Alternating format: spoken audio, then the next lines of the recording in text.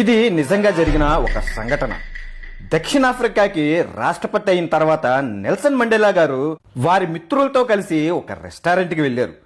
అందరూ ఒక round table దగ్గర కూర్చొని ఎవరికిష్టమైన ఫుడ్ వారు ఆర్డర్ చేశారు. ఆర్డర్ వచ్చేలోపు నెల్సన్ మండేలా గారి ఎదురుగా ఉన్న టేబుల్ దగ్గర ఒంటరిగా ఒక వ్యక్తి ఆర్డర్ ఇచ్చి ఫుడ్ కోసం ఎదురు చూస్తున్నారు. నెల్సన్ మండేలా గారు వెంటనే తన సెక్యూరిటీని పిలిచి ఎదురుగా ఉన్న వ్యక్తిని మన టేబుల్ దగ్గరికి రమ్మని చెప్పి తీసుకురమ్మన్నారు. అలాగే వాళ్ళు ఆ వ్యక్తిని తీసుకొచ్చారు. ఇచ్చిన ఫుడ్ ఆర్డర్ కూడా వచ్చింది. అందరూ కలిసి తింటున్నారు. ఆ వ్యక్తి కూడా తింటున్నాడు. కానీ చేతులు వణుకుతున్నాయి, కంగారు పడుతున్నాడు. వెంటనే తినేసి నమస్కారం చేసి వెళ్ళిపోయాడు.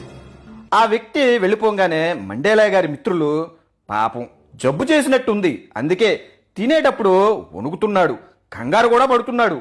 అప్పుడు మండేలా గారు, నేను జైల్లో ఉన్నప్పుడు ఆ జైలుకి అతను జైలర్. నన్ను చిత్రహింసలు పెట్టేవాడు. ఆకలి వేసి తినడానికి తిండి అడిగినప్పుడు వచ్చి నా మొహం మీద మూత్రం పోసేవాడు. మిత్రులారా, నన్ను ఇలా చూసి ఆ వ్యక్తి భయపడ్డాడు, నేనేమన్నా చేస్తానేమో అని. నేను అతన్ని క్షమించాను. కోపం, కక్ష సాధింపు మనిషిలో ఉన్న మంచి ఆలోచనల్ని, మంచి బుద్ధిని చంపేసి మనిషిని మృగాన్ని చేస్తుంది.